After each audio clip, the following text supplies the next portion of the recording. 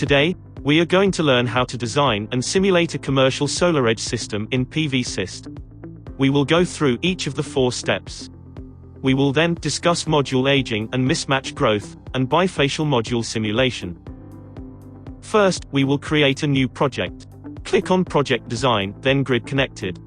This is the main system screen. We will first choose a project site.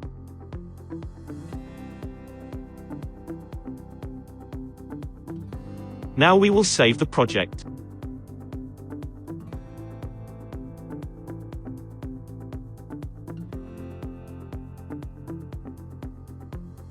We will design and simulate a 132 kW commercial system consisting of 400 modules of 330 watt.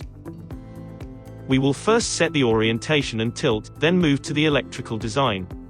Click on the orientation button to open the orientation screen. We will specify a tilt of 25 degrees and leave the azimuth at 0 for a south-facing system. Click on the System button to access the system screen. Here, you will specify the electrical design, including the type of modules, inverters and power optimizers, as well as string lengths, DC loading ratios, and various system derating factors. We first select the PV module. We now select the appropriate power optimizer to match the selected module. In this case, we will use the P700, connected to two 330 watt modules.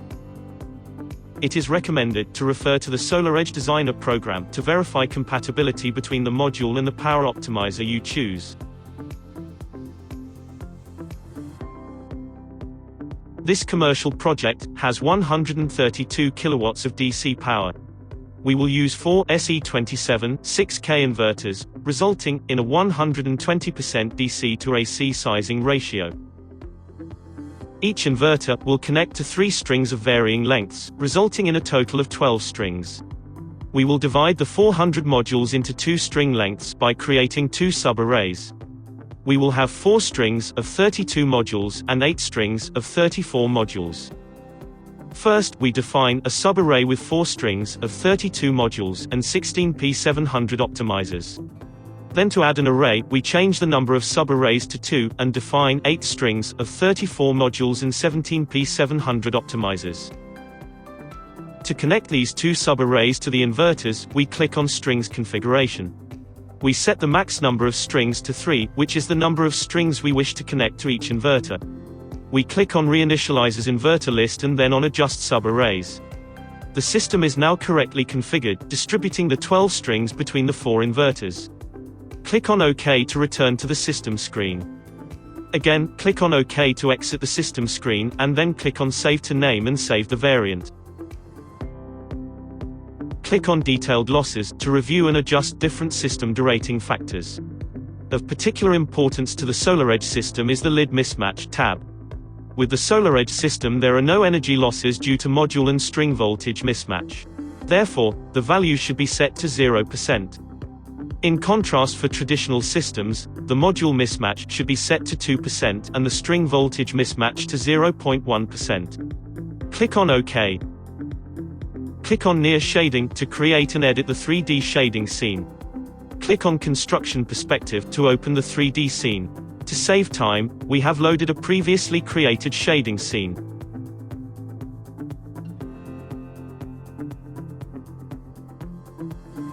Close the shading scene file and select Linear Shading. Click on the Table button to calculate the irradiance loss factor over the entire year. Once the table is populated, you can close it and press OK to return to the main system screen. Press the Save button to save the simulation variant. To calculate the electrical losses due to shading, we will activate the Module Layout section.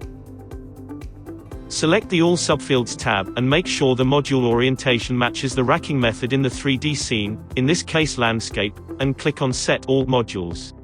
If the string attribution interface appears on the left side of the screen, it means that the modules have been successfully stringed and configured. Click on Auto Attribution, then Distribute All, and, once the modules have been colored in with strings, click on Close. Click on Use in Simulation, and then on OK to return to the main screen. Congratulations! The project is now ready to be simulated. Some systems have special design considerations. We will go over a few common examples. we will now explain how to simulate module aging and mismatch growth in PVsyst. Module aging is of particular importance to PV system performance. As years go by, the modules experience not only performance degradation, but also a growing variance in the rate of degradation, resulting in increased mismatch loss. PVsyst can simulate both the degradation and the growing mismatch. To add aging and mismatch growth to the simulation, click on Detailed Losses on the main screen. Go to the Aging tab. The Aging tool has various parameters. Typically, the only parameter that should be changed is the system age in years. For example, if you set the age to 20, the modules will have a 7.8% degradation in the 20th year of operation. A SolarEdge system experiences no energy loss due to module mismatch throughout the system lifetime. The ISC and VOC dispersion values are 0% by default, resulting in zero mismatch loss, regardless of system age. A traditional system, by contrast, will have a default annual dispersion of 0.4%, resulting in mismatch loss that grows over time. In some commercial systems, there is a need to design strings with an odd number of modules. For example, a string of 33 modules connected to P700 power optimizers. The string will have 16 optimizers, each connected to 2 modules, and 1 optimizer, connected to a single module, for a total of 33 modules and 17 power optimizers. However, such a string cannot be designed in PVsyst because the strings must be homogeneous, meaning, all optimizers in a string must be connected to the same number of modules. To work around this, such strings should be designed with all optimizers connected to 1 module each. So, in this example, we would use 33 P370 optimizers. Bifacial modules, which can produce electricity also from light falling on the backside of the module, are becoming more common. The following steps describe how to simulate bifacial modules, and explain the SolarEdge advantage when using bifacial modules. In PVsyst, the only shading methods compatible with bifacial modules are the unlimited sheds and unlimited trackers. We will use the unlimited sheds method here. This method assumes there are tilted rows of modules with an unlimited length. This removes the edge effect, the uneven shading at the edges of rows, from the shading calculation. In the orientation screen, select the field type Unlimited Sheds. In this example, we will use an array with 30 rows of tilted modules, referred to as sheds. Each shed is 2 modules high, with modules in landscape orientation. Of particular importance is the col bandwidth, which refers to the shed height. In this case, it is about 2 meters high. Check the Electrical Effect checkbox, and click on Define to set the electrical behavior of the sheds when exposed to inter-row shading. In a SolarEdge system, an activated module bypass diode will not impact the production from other module substrings. Therefore, the number of strings transverse should be set to 6, because there are 3 bypass diodes per module, and there are 2 modules per shed.